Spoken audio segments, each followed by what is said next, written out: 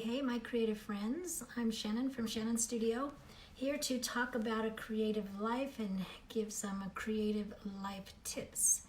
And to just generally talk about what a creative life looks like, what I'm doing creatively, what you might be doing creatively if you share in the comments. So everything that has to do with creativity. Today has been a good day, very productive day. Hey, Trisha, you must have a notification on to be able to pop up so quick. So today's been a very productive day. I've done a couple different things that I haven't ever done before, and so because my word this year is due.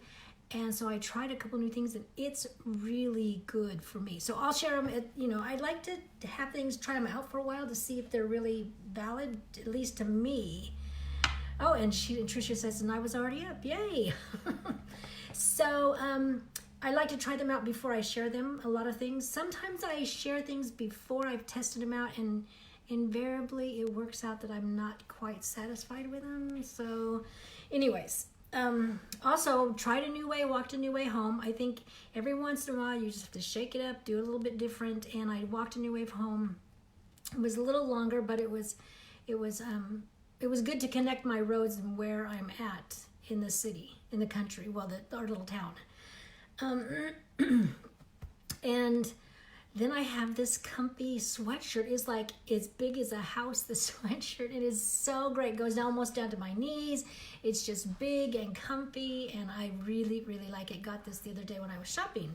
So that's just kind of been my day. So we'll start. The other day I did collection, 172, process of making a fabric collection. I did that, and that was a really long one. And I just talked about the process that we go through for fabric collection, and I talked a little bit about the inspiration, but that's what I'm going to do today. I'm going to do a little shortened version of the inspiration behind the new collection that's out in stores now called Love Letters, and it's through Windham Fabrics. So I told you before, there's separate categories for fabrics. So the last category I go through usually is the category of blenders. It's called blenders. So the blenders are the fabrics that kind of just don't fight against the rest of the fabrics. They kind of pull fabrics together, and they're very simple. So this would be considered one of the blenders. And I used watercolor and did a watercolor pattern, and then put it in the computer, digitized it, and came up with this. And once you get it in the Photoshop with one color, you can change colors, and so you can go through and choose different colorways. This one, a lot of times quilters like to use the stripes on the edge of the quilt when they're quilting. And so this is usually a real popular one to have stripes. And I like these because it's varied, you get different values of the color. And I was talking before, you kind of consider values when you're doing these projects, because you need light, medium, and dark. And this kind of has that light, medium, dark all through it. So that's one of the blenders, and it has the colorways. These are the 4 colorways. Not every fabric's in that colorway, but this is a bindings on the bias. Tricia says that's right. So this is something that can be used with all kinds of collections. So they usually try to put it in several colorways. So that's one of the blenders. And even this fabric could be considered a blender or a novelty print. I put it in the blenders because it's just the one color value, so you can see that they are just very simple one color. And so this comes in the pink, the teal, and the purple. And this Love Letters started with the envelopes because Leila would write all the time. She'd write people, she left notes. I have several notes from her, which is so nice since she's gone, to be able to have those. And it started with a teal color because teal was her brand color that she used for her business, and then she used it personally as well. And her color was so known by other people that many people wore it to her funeral as well. And so that's the start of love letters. And on this fabric, you can see there's little LOVE spelled on the little seals on the envelopes.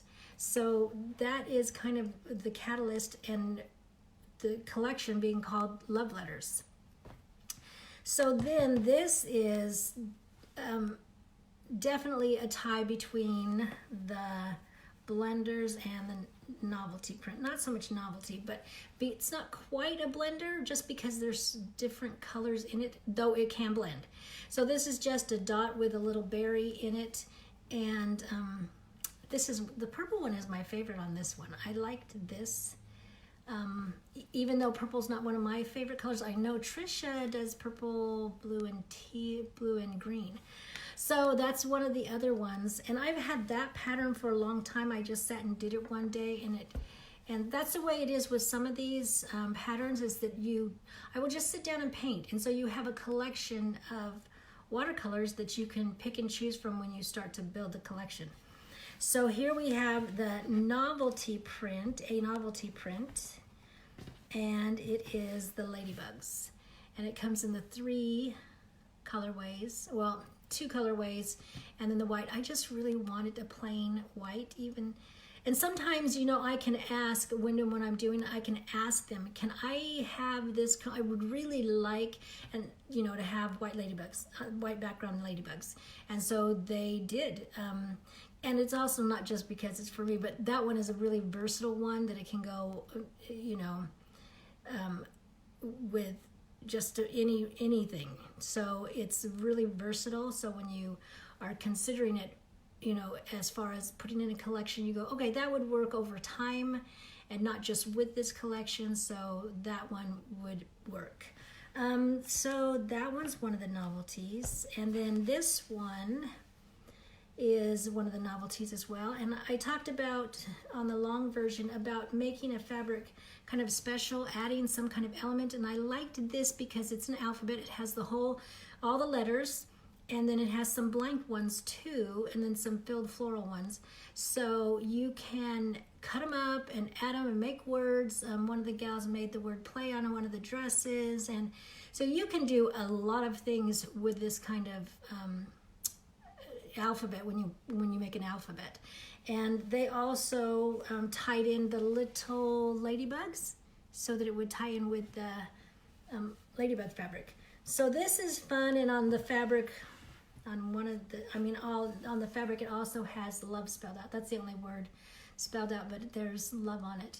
So that's another little treat thing, since love letters. And I added the letters after we decided not to do the cameras and the suitcases. I think I just felt like it needed one more kind of a novelty, something a little bit more unique. And the love letters totally made sense to add letters, you know, the actual alphabet letters to it. So this is one of the little roses, and when I painted these roses, it's so interesting. I painted them, and they're about this big when I painted them, and then they've reduced them. Thinking about scale, they've reduced them that small, and so here's, you know, sometimes when I look at the fabric all the time, I forget. Oh, you know what? You should be able to show the fabric. So it has the 3 colorways. And so this is a little bitty, so when you're sewing, you have this, and then the next flowers are the peonies, and they have medium. So when you compare them, you have the small and then a medium. And I did peonies because Leila, I love peonies, but Leila loved peonies too, and or peonies, depending on who you are speaking, peonies she planted some by her house, and so she loved flowers, and I just thought peonies would be perfect since she had planted some by her house, and so that I put in peonies because of that. Roses I put in there because, yes, we all love roses. And then here's the main fabric, and her favorite flower are lilacs. So I put in the lilacs with this to add her favorite colors. So that we have the peonies, which we pulled out and put in the medium print, the roses, which we pulled out and used in the small print, and then we have this big print. And so we have the flowers that she really loved, the lilacs, the peonies, and the roses. And then I just did a few little filler flowers. But that's the main floral, when, you know, picking out those and being inspired. So all of this has thoughts of Leila, has, whenever I see it, I think of her, particularly the little envelopes, because she would send off notes and she would say everybody needs a teal envelope once in a while, to receive a teal envelope once in a while. So this whole collection for me just reminds me of her when I'm sewing with it. And when you make things with it, that's what it's going to do for people that you make things with it for. They're going to think of you. If it's a quilt, they're going to think of you when they pick it up and they wrap themselves around it. It's going, you know, this collection's a reflection of her. What you make from it is a reflection of you. And so you're passing on that reflection of who you are and how you feel about that person. We have quilts and afghans and things and clothes. My grandmother made dresses. I have some. I have this one little bicentennial dress, 1776 bicentennial dress she made in 1776. And I wore it quite a bit, and then kept it because she made it, and then my daughters wore it a couple different times for different things. And so, you know, and then I would tell the story of how she made it, so they know she made it, and she's gone now. She's been gone for several years, but it's a reflection that she did that for me, and then it carries on to those who come after you. And, you know, yes, it's fabric, yes, it's, you know, crafty and stuff, but it really has meaning to it. And when you can get a collection that you can feel the meaning of it, meaning behind it, and you can add that story to your story when you give it to somebody, it just makes it that much more memorable. It just makes it where people really want to keep it because they know what you think about it, what you feel about it. So it's just a great thing, and I just wanted to share more of a little shorter version of the inspiration behind it. So that, you know, the tip today is to be inspired and to find out stories about the things that the other people create. Find out what their story is, because a lot of times there is a story behind something, and so then you can add that to yours. And yeah, so that's the story behind the quilt. I mean, the quilting fabric, the fabric. Okay, so a little early today, but I wanted to get it so we could see natural light, because it's so pretty in the natural light. So that's it for today. Remember, you have a creative heartbeat, so listen for it, and I will be back tomorrow. And we'll see you later. Bye.